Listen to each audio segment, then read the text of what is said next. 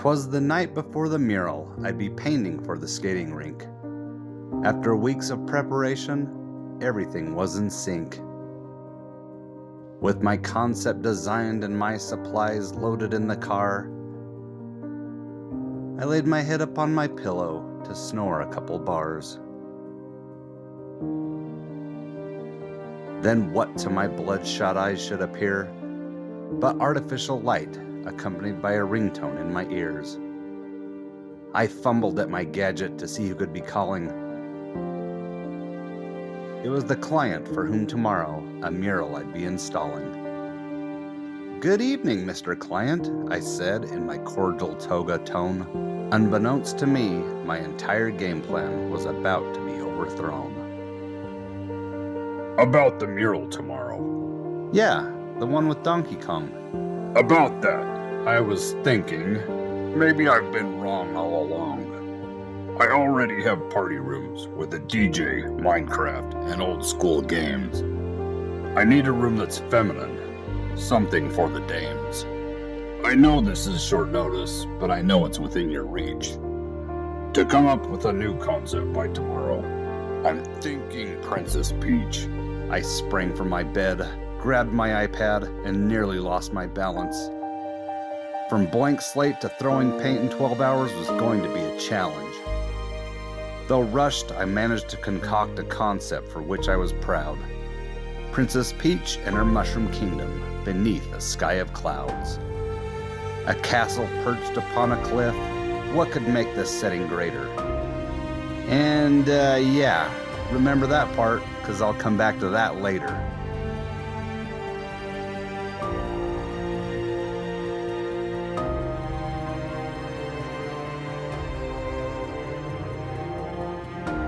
The next morning I began this messy mural melee of improvisation by blasting out a base coat, then chalking in basic shape formations.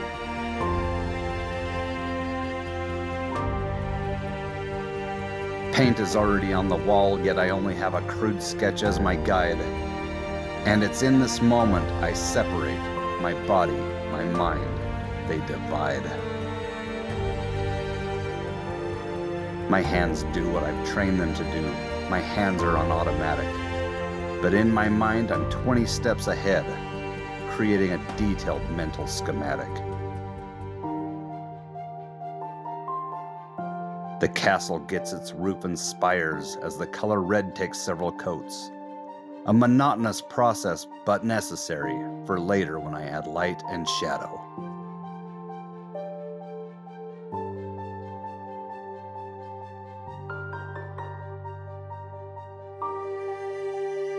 The elements I paint right now will be barely noticed in its final breath. But when it's all said and done, it's these very elements that give it depth.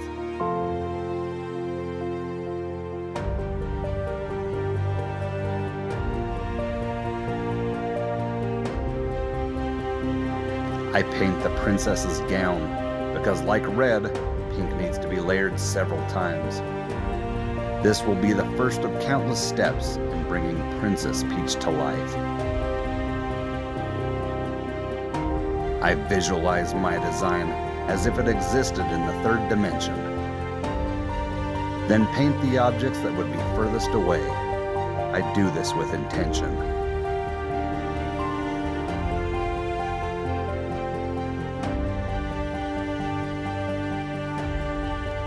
I finally arrive where I hit my stride. I am flowing, zoning, yet very methodical. Until, that is, another request by the client, a hiccup, a conundrum, an obstacle. He looks at my progress and says, "This will be a fine addition to my place. I really like how you have Princess Peach's castle on top of a birthday cake." "Oh, that's actually not a cake, it's a cliff," I reply with a bit of reluctance. "Well, I'd like it if you could make it a cake. That would really add some substance." So I rummage around my paint array to find some colors for the giant pastry. And with my plan derailed again, I feel I must work a bit hastily. This mural seems to be teaching me lessons in adaptability. And if you think it's going to be smooth sailing from here, yeah, right. Just you wait and see. Climbing ladders, crouching and lying down, have this weary body feeling broken. So I take a break, relaxation make, and get in a little toga yoga.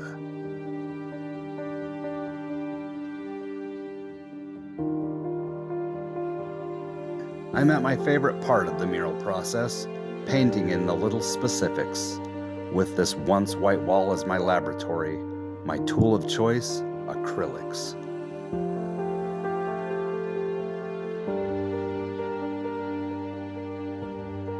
Today I'm testing a new product that seals my can and lets me pour with ease. And if you're ever mixing paints for only about $3, I would highly recommend one of these. Working in a construction zone had challenges. Tiling ceilings and carpeting floors. And as far as my own personal challenges, I was about to have one more. Trying to capture it in this poem, I just really wouldn't know how to put it. So I'll just let you witness it how it really happened by watching this raw footage.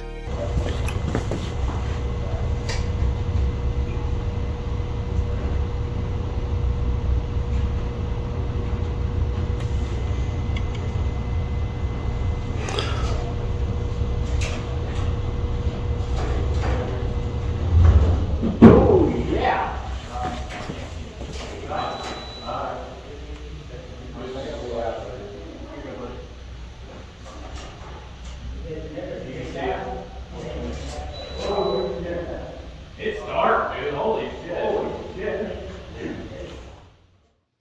The electrician shut down the power, yielding warnings to no one else. There, in absolute darkness, it was every man for himself. After an hour in the sunlight, I decided I couldn't waste any more time. So I ventured back into the rink to paint my mural via flashlight. I only paint simple things. That's all I dare with such limited visibility. Then I call it a day because this is not the way I like to work it. No diggity.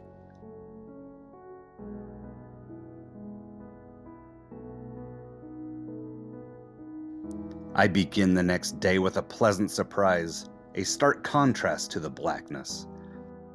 With the final fixtures finally installed, it's time to get down to business.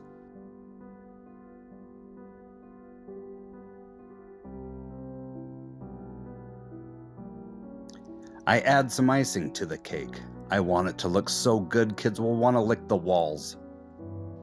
Disclaimer for any kids watching this, you should never lick a wall at all.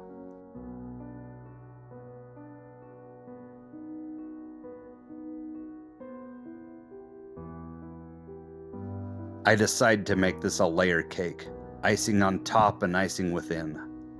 Rounded edges, shadows, and highlights to give this cake its proper drippings.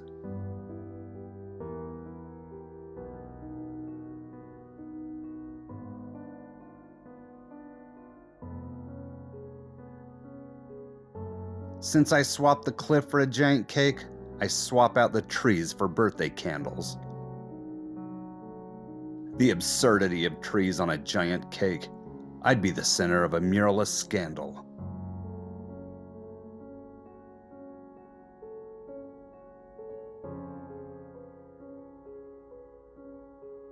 This is the part of my life I refer to as my mushroom phase. Painting red and blue and orange polka-dotted fungi for days. But it's all part of the world building, creating art that captures imagination. In this room where people will make memories, my art will be part of conversation.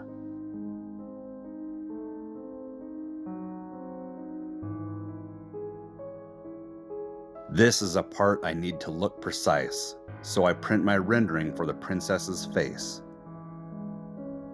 I use a simple method I learned long ago, then transfer her to her place.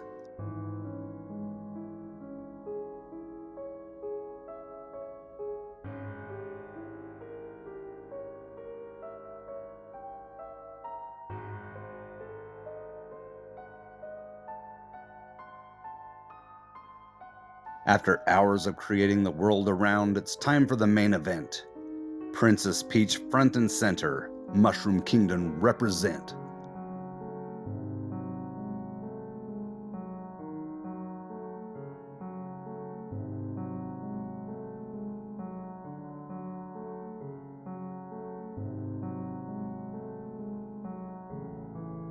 Bring some depth and texture to her dress, and on her melon a royal crown. And as I try to rhyme a word with crown, I draw a blank, nothing profound.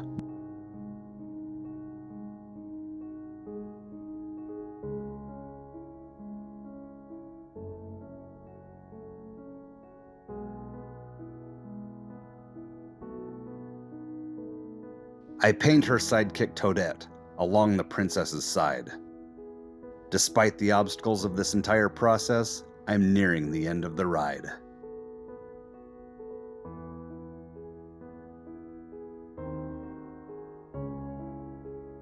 Lastly, I paint a small accent wall that ties this party room together. With the help of this design, some chalk, and this old school relic projector.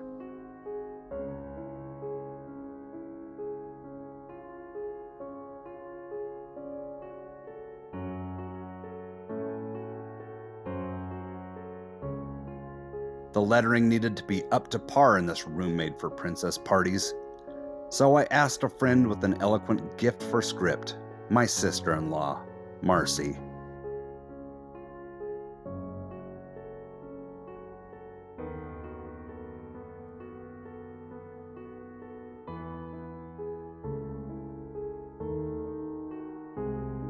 For many hours, for many days, this room has been my home. However, it's time to pack it up and move on to the next creative endeavor.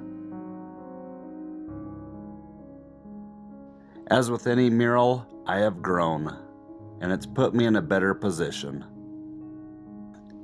For people to someday ask me for art in my style, that's my artistic vision.